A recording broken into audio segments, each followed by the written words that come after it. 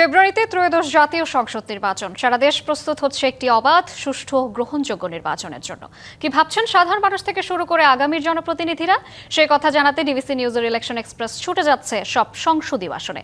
এখন রয়েছে সংসদীয় আসন 142, জামালপুর 5-এ। সিএসআরএম ডিবিসি ইলেকশন এক্সপ্রেসে আমরা সারাদিন থাকবো জামালপুর 5 এবং শেরপুরে 1 আসনে। এই মুহূর্তে জামালপুর 5 আসনে আছি, জামালপুর সদর। আমার সাথে যুক্ত আছেন ইসলামী আন্দোলন বাংলাদেশের জামালপুর জেলার শাখার সভাপতি আলহাজ মুফতি মোস্তফা কামাল। আপনাকে স্বাগত জানাচ্ছি আমাদের সিএসআরএম ডিবিসি ইলেকশন এক্সপ্রেসে। আমরা দেখছি যে নির্বাচন যদি ঠিকঠাক সময় অনুষ্ঠিত হয়, 2.5 মাসের কম সময় বাকি, নির্বাচনী দৌড় শুরু হয়ে গেছে বিভিন্ন রাজনৈতিক দলের। আপনারা সেই দৌড়ে কতটা এগিয়ে আছেন? আসসালামু আলাইকুম রহমতুল্লাহ বারাকাতু।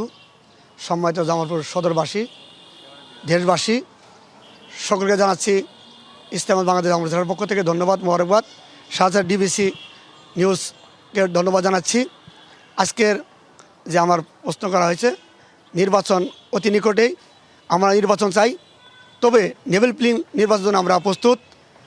এই জন্য লেভেল প্লেইং এখনও প্রস্তুতি হয় নাই, তারপরেও আমরা যখন সরকার নির্বাচন ঘোষণা করবে আমরা প্রস্তুত আছি। সেই হিসেবে আমাদের ইসলামাবাদ বাংলাদেশ পক্ষ থেকে আগেই আমরা মনোনীত হয়েছি দলের পক্ষ থেকে। মনোনীত হওয়ার পরে আমরা বিভিন্ন হাট, বাজার, গ্রামগঞ্জে আমরা গণসংযোগ করছি। এই জন্য আমরা পুরো প্রস্তুতি রয়েছি ইনশাআল্লাহ। আপনি বলছেন লেভেল প্লেইং ফিল্ড দরকার, তো অসামঞ্জস্যতা কোথায় দেখছেন, মানে কোথায় সেই সমতা নেই?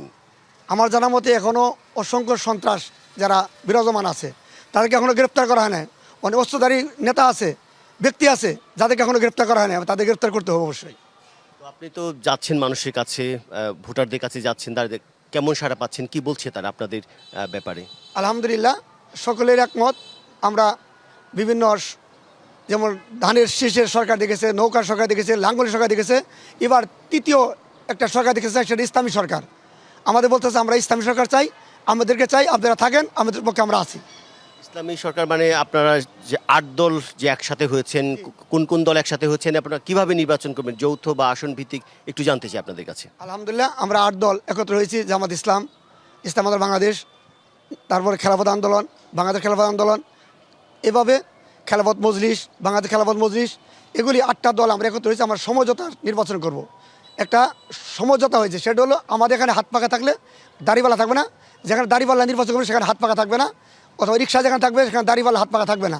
এভাবে সমঝোতা নির্বাচন হয়, আশা করি ইনশাআল্লাহ আমরা সরকার গঠন করব।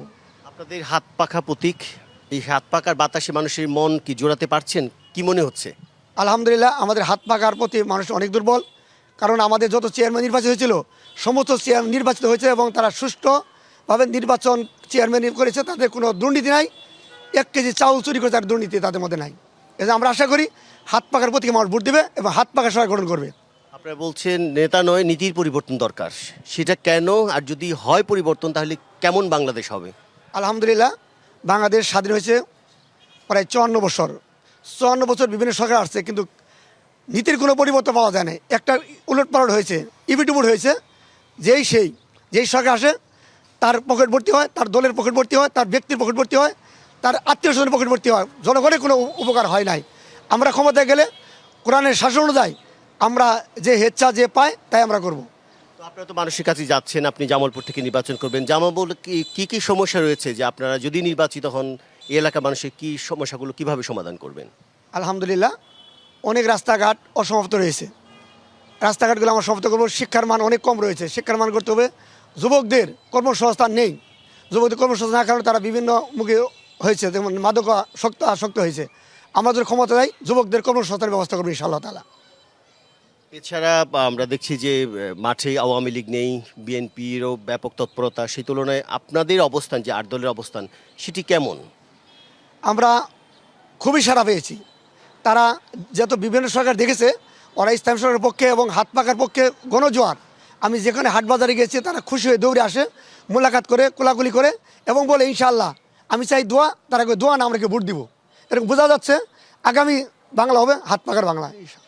এবং আমারও জামালপুরের জন্য আমি শুভকামনা করতেছি যে আমাকেই তারা বাছাই করবে। কোনো দল নির্বাচনে কিছুটা শঙ্কা বোধ করছে, আপনাদের মধ্যে কিসের শঙ্কা আছে? জামালপুরে টুকটাক কিছু সমস্যা হয়েছে, এটাও আমরা আশা করি এরকম হবে না, তবে আমার সংখ্যার বাইরে নয়।